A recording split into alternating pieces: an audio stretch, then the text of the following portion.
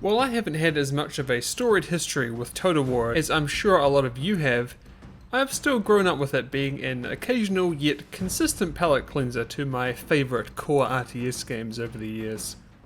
And whenever I go back for another run around the block with one of its entries, it's like meeting up with an old friend, reminiscing about past experiences and having one hell of a time doing it.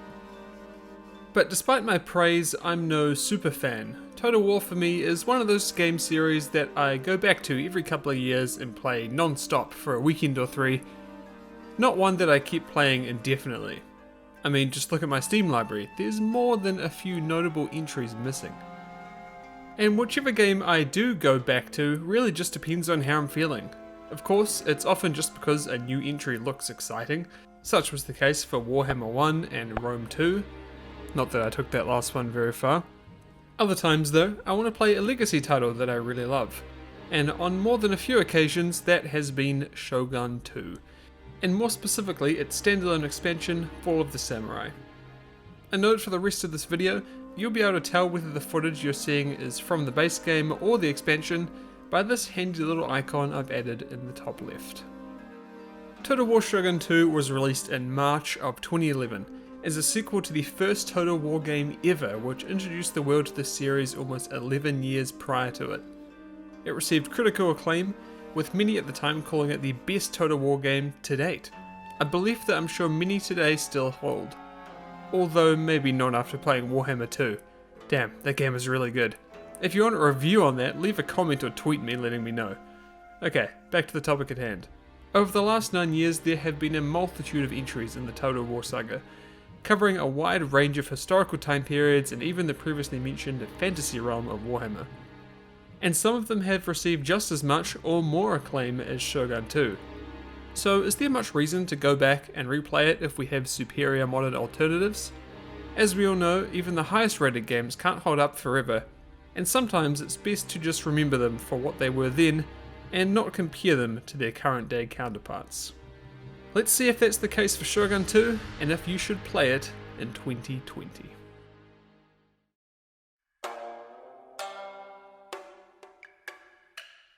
One thing I always appreciate with Total War games is how, no matter what time period or setting the game takes place in, all aspects of the presentation flawlessly fit the theme.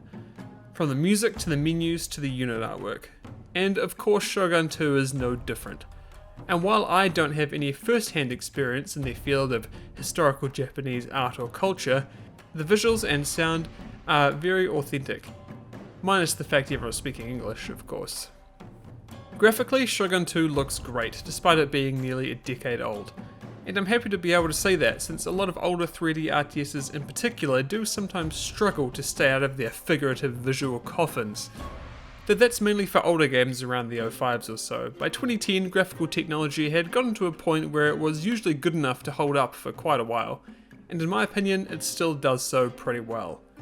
Unless you're scrolling right into faces or really analysing the cutscenes, you'll soon forget this is a 10-year-old game.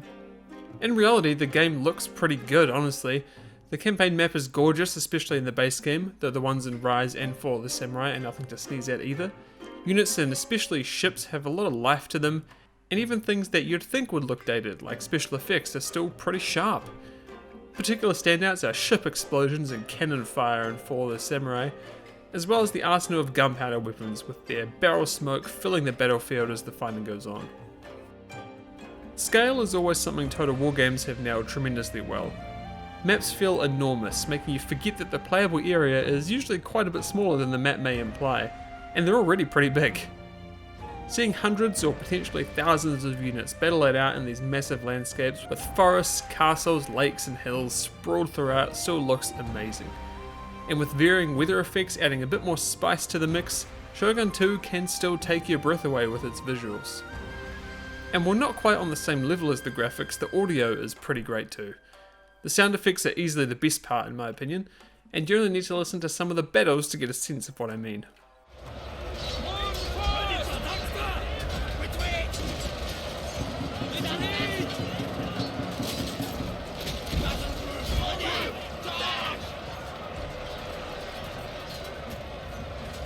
Close-in melees sound excellent, and gunpowder weapons carry the appropriate might that they should.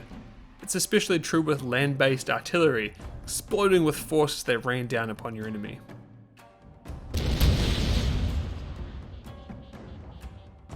And the ships aren't bad either.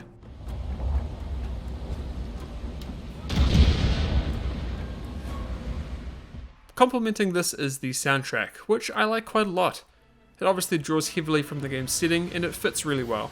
It can be relaxing when you're viewing the overworld map, tense when you're approaching a naval battle, and heart-pounding in the midst of melee combat to the death.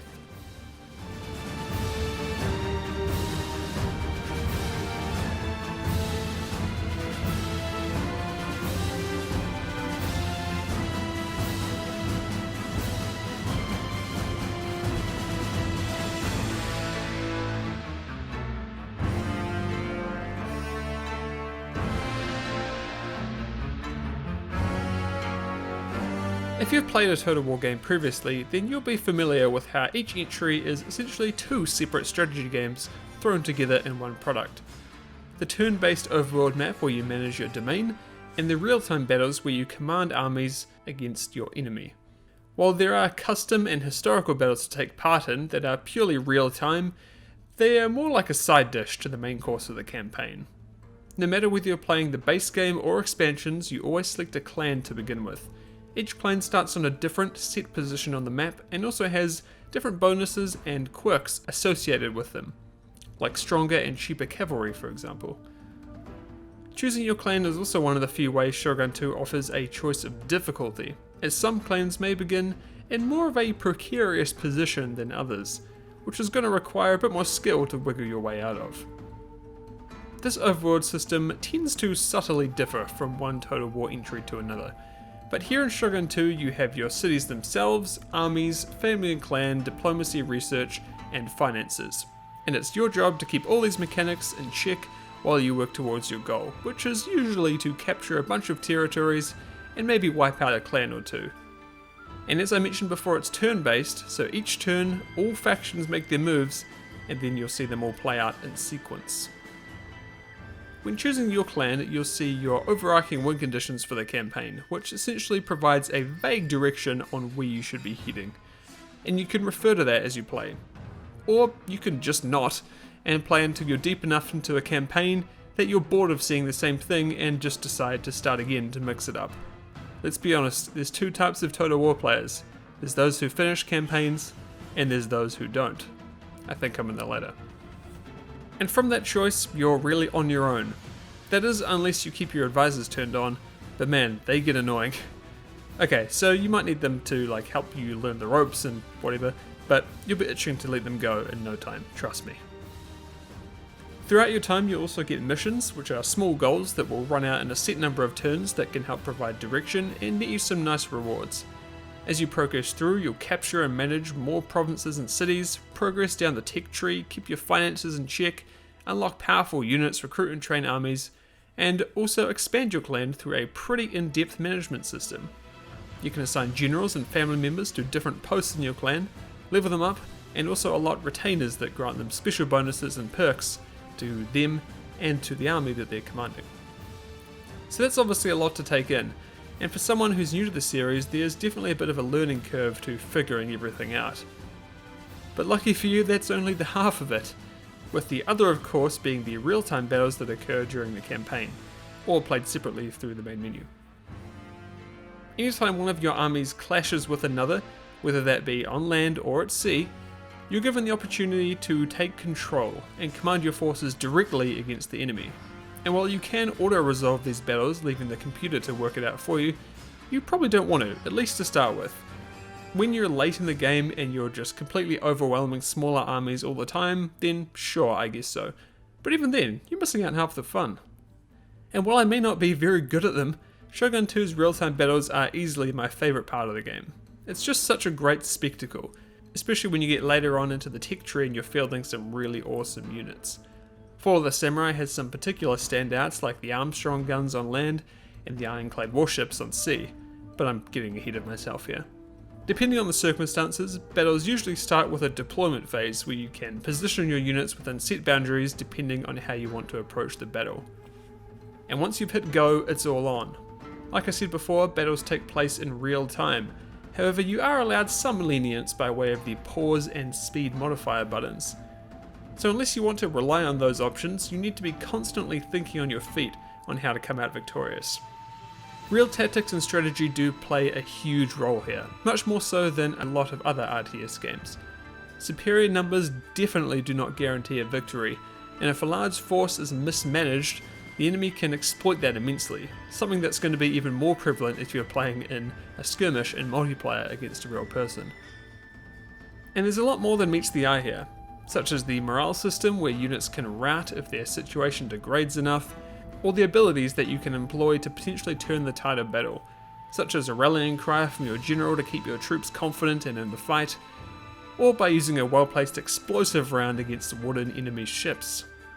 These battles are an absolute blast, and their depth by way of unit variety and range of mechanics give them surprising longevity, and the feeling you get when overcoming a superior force by playing smart with your units is honestly just something really special. If I had to choose my favourite kind of battle, it would probably have to be the sea battles in Flawless Samurai. They're especially tactical due to the limited number of deployed ships and slower pace of the whole thing, and they can often feel like a long drawn out game of chess rather than the often chaotic melee skirmishes on land. Both elements of Shogun 2 and of course all Total War games, the turn-based overworld and real-time battles, contrast each other very, very well. The former can be more thought out, slower paced and even relaxing at times as you slowly expand your clan throughout Japan. And the latter is action-packed, tense, a flashpoint of conflict between you and another clan that can have a lot riding on it, and often be a turning point for your campaign. They both provide different things, but combined they make an excellent mix of enthralling strategy gameplay that has the potential to keep you entertained for quite a while.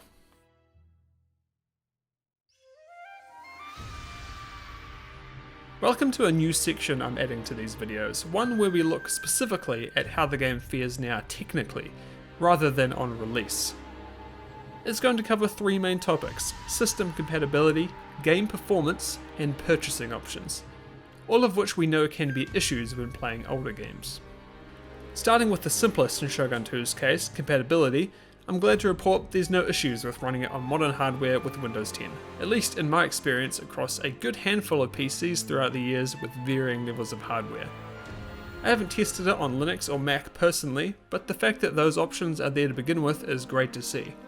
In fact, as an aside, this is something the Total War series has been doing almost since its inception, and besides a couple of notable exceptions for some reason, seeing Creative Assembly continue to support other platforms besides Microsoft Behemoth, even for their newest releases, is an excellent consumer-friendly practice that I hope to see continued.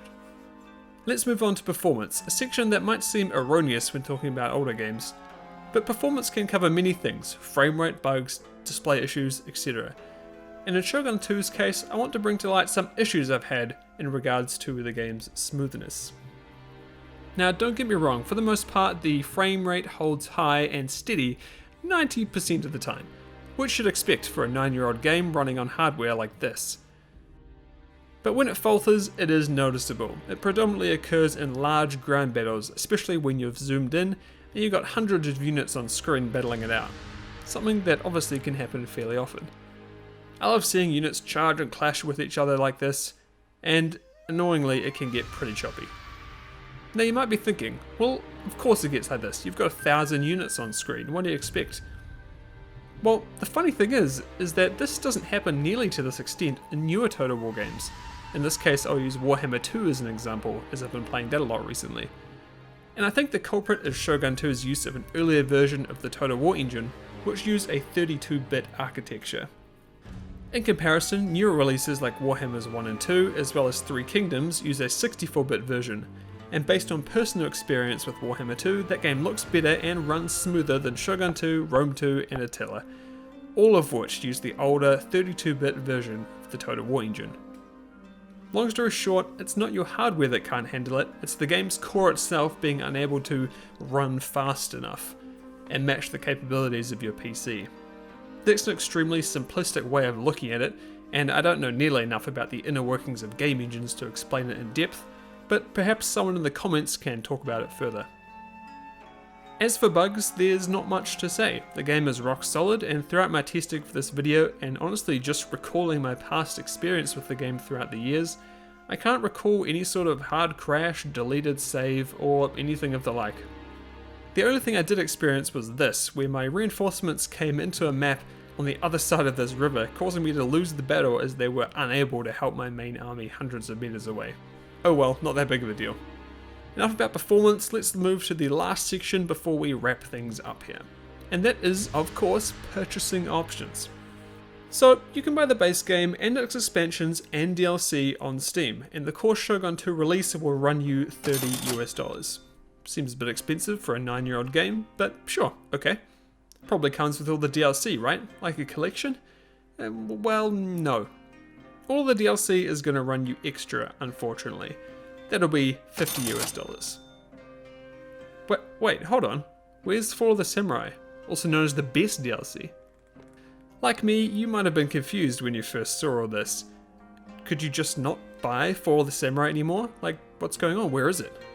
Well, you can still buy it for another $30, the same as its launch price 8 years ago. It's also now its own product, For the Samurai, a Total War Saga. Now, I get re-releasing it into the Total War Saga series, as it's already a standalone title, and it fits the description of what Creative Assembly laid out for that series. But to not lower the price at all, it just seems a bit of a joke. That means you're paying $80 USD if you want the entire package, which is frankly ridiculous, or you're paying $30 for just For the Samurai, or $30 just for Shogun 2. To be honest, I would have expected to pay $30 for everything in 2020. Creative Assembly and Sega have had this nasty habit of raising prices for their older games, or just not lowering them as time goes on. Rome 2 is still $60 US for the base game, plus another $120 US for all the DLC, released 2013. Warhammer 1, $60 US, another $70 US and change for the DLC, released 2016.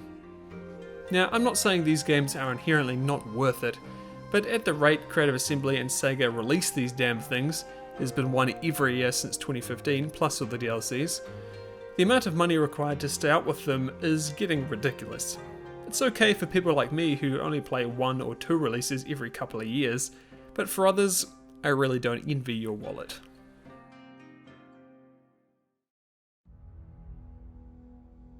Total War Shogun 2 is an excellent game, and it's one of the best all-round entries in the saga today. The base game is already top class, but its expansion For the Samurai elevates it even further. Some may argue it's even the best. However, I personally wouldn't go that far. I think I'd give that crown to Warhammer 2, though that is a video for another time. If we're just considering the game itself with no outside factors, then there's hardly anything I can see against it. It looks and sounds great, and it's just a heck of a lot of fun. And for me, the gameplay mixes the best parts of old and new. Skilled melee fighters, cavalry, basic gunpowder infantry, intense sieges, massive warships. Shogun 2 and For the Samurai really do have it all. At least you're looking for dinosaurs, that is. But there are a couple of things holding me back from a full recommendation. While some of the performance issues can be irritating, that may not annoy you as much as it does me or some others. Honestly, the main issue is price. If this is at full cost, let's say $60 USD for the base game and For the Samurai, though noting you don't have to buy the base game to play For the Samurai, then I'd probably just recommend you buy Warhammer 2 if you're just looking for the best Total War game right now. If you're a fan of Shogun 2's setting, then that could definitely sway the value proposition. But even if you're just buying one of those options, you're still paying $30 USD for a game released nearly 10 years ago. And I could definitely see that leaving a sour taste in people's mouths. So here's my final conclusion. If you want to play an excellent turn-based / real-time strategy hybrid based in feudal Japan and are happy to pay quote-unquote full price, then go ahead and pick it up. You're not going to be disappointed. For others, I'd recommend waiting for a sale and grabbing it with a discount. Or if you've never played a Total War game before ever and want to get into it with what is, in my opinion, the best example of one, then go and grab Warhammer 2. It's even on sale right now as I make this video. Thank you very much for watching. You might have noticed that this video didn't get too specific into the mechanics of Shogun 2 in comparison to other Total War games. And the reason for that is since I'm not a Total War focused channel, and this was the first Total War game I've ever covered on this channel, I want to assume that someone watching this video may not have an idea of how the series plays, despite having a lot of the systems carry over from entry to entry. If I do review more games in the series, I may choose to focus in more on that game's specifics when compared to its counterparts. Please do let me know in the comments if you would prefer those specifics in the next Total War video. I'd love to hear if you prefer that approach or the more general approach, assuming people watching have never played a Total War game like this video. Anyway, feel free to follow me on Twitter for updates on the channel, and of course for updates on future videos. If there's a game you'd like me to cover, let me know in the comments or tweet me. And of course, thanks again, and I will see you all next time.